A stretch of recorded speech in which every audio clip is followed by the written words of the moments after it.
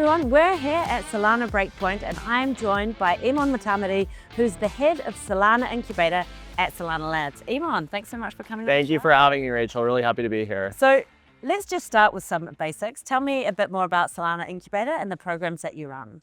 Yeah, so Solana Incubator sits within Solana Labs. As a lot of folks know, Solana Labs built the original validator client, a lot of the original products and protocols of the network. But as the network has grown, as all these amazing developers have come in, we asked ourselves, how do we scale the knowledge, the expertise that we've built up over the years across the ecosystem to hopefully propel the next blue chip company to get created on Solana, the next Phantom, the next Jupiter. And that's really where the incubator came from, where we work with 4 to 6 teams at a time, a very small group of teams. We bring them to our New York office for 3 months, and it's really hands-on collaborative, trying to propel them forward to create this next major company on Solana. And so there's so many things that we could unpack there in terms of like what you look for. Maybe we start off with what you would look for from the actual product perspective or the idea perspective. Yeah, it's a great question. So as we think about this, and for folks who are familiar with our prior cohorts, cohort 1, we had Sanctum, which is a major LST player on the network. Cohort 2, we had Marinade, which has done a lot in the staking space. And so we tend to be very stage agnostic for the teams that we work with, whether it's a team that's very early on and we're trying to propel it to be an incredible company, or a team that's more established, that piece of it we're sort of agnostic to. And idea-wise as well, vertical-wise, it's not hugely important for us for it to be, let's say, just a DePIN player, just an infrastructure player. I think the thing that we care most about is first and foremost the team. Are they a team of technical founders that really care about the product that they're building? Do they have founder market fit around what they're doing? And then are there people that we want to enjoy in the office? You know, are they friendly? Are they going to get along with the rest of the cohort? So I think that's a big piece of it on the idea side. And then the second piece of it is it something that we believe can be transformational for Solana? Something that's really pushing the network forward, something that we haven't potentially seen before. And the third piece that we care a lot about when we think about the ideas that we want are they actually things that can drive sustainable businesses on Solana? Ideally, businesses that can, draw in revenue, actually be profitable on their own merits. And then hopefully businesses that are actually bringing crypto to the real world, to the masses, where we're going beyond just this sort of Solana and Web3 bubble and actually affecting the lives of real people. So those are some of the different considerations we have around idea. And so without giving away too much information, I know you've just closed your next cohort, so maybe not a sneak preview into what some of the ones are coming up.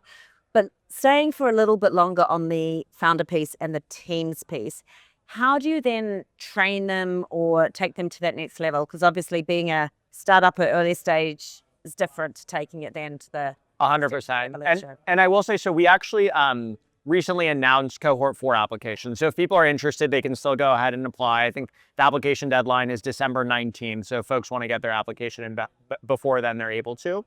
But I think the way that we help startups is really 3 pieces. The first is kind of this build alongside Solana Labs experience, where we offer the full bench of personnel that we have to really jump in and support these teams. But what does that mean?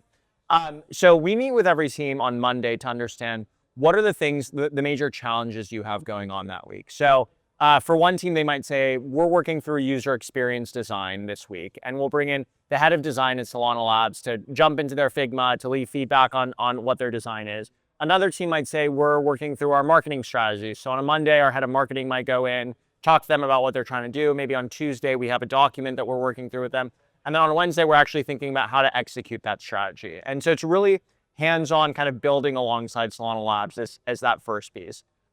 The second piece is what I think about is all of the traditional Y Combinator type elements, where we have office hours, workshops, speakers, dinners. We have about 90 of these types of events per cohort where we bring in really high quality folks, whether it's this past cohort, we had the founder of Venmo come in, the founder of FanDuel come in, we have Rajan Toli come in every time.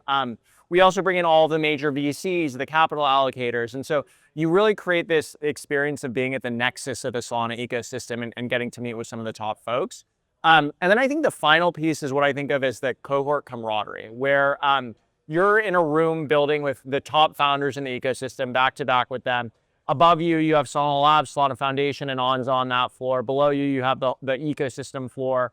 And so many positive synergies have come from that, where we've had companies in the cohort partner with each other. We've had some founders go and join other companies within the cohort. And I think what we always hear from teams is it really feels like a family. And so I think that's the final part of the experience that really brings it all together. That's fantastic. And I imagine there's a little bit of a, let's say, cohort camaraderie and also a bit of a cohort alumni, right? Like going back, you said you're now on. Yeah, we're on cohort 4, and it's really amazing to see the alumni who've come through. We're now at probably 18 or 20 companies who've gone through the program, and some of the biggest companies on Solana, like I mentioned, Marinade, Sanctum, CrunchDAO, Chakra, Easy Labs. There's so many who have come through. And actually, we just ran the numbers, and out of these 18, I think 7 of them have raised $5 million or more in funding so far. And that's only with cohort 3 just finishing. So we'll see what cohort 3 ends up doing. All the companies too have gone fully bootstrapped. So, Marinade, Flash Trade, they actually haven't even raised funding because they've been able to be profitable. So it's been really amazing to see the success that the companies have had. And also, to your point, the alumni experience where teams are looking to help each other across cohort, and how can we all support each other to push Solana forward. Well, that's great. I mean, it's excellent what you're doing. Very excited to see what comes out of cohort 4. So thank you so much for hosting us here at Solana Breakpoint. Of and course. coming on the show. Thank you so much for having me, Rachel. I appreciate it. Thanks, Emon.